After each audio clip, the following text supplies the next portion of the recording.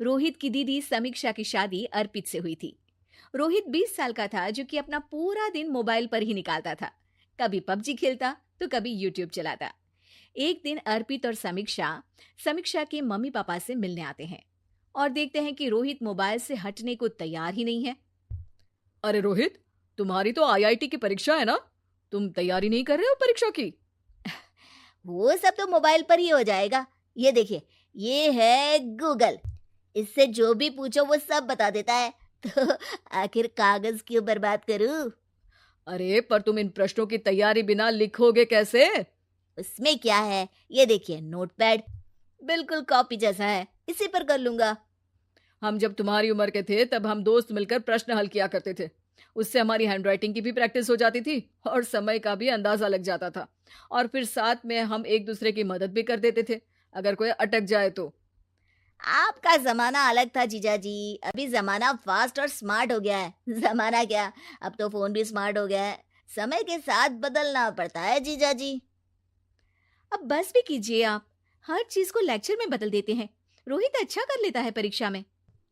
इतने में अर्पित के सास ससुर जी आ जाते हैं हॉल में और अर्पित इस बारे में बात नहीं करता।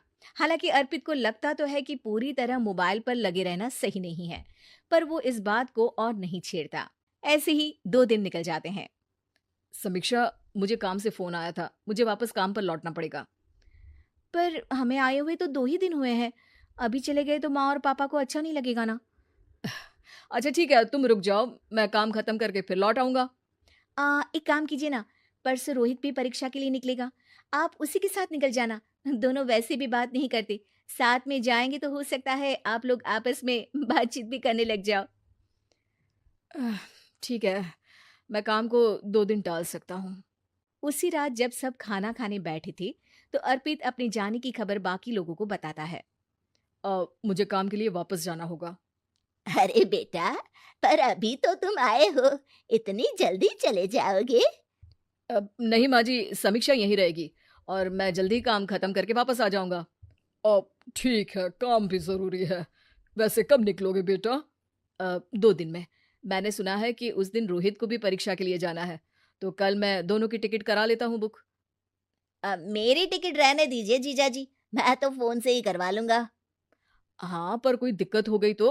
अरे कोई दिक्कत नहीं होती जीजा जी, फोन सब कर सकता है। हमारे फोन के रिचार्ज से लेकर टीवी का रिचार्ज सब रोहित यही फोन से बैठे बैठे कर देता है। अब ये नई चीज तो हमारे समझ के परे है, पर अच्छा है कि रोहित जानता है। हमारी मेहनत इतनी कम हो गई भाई।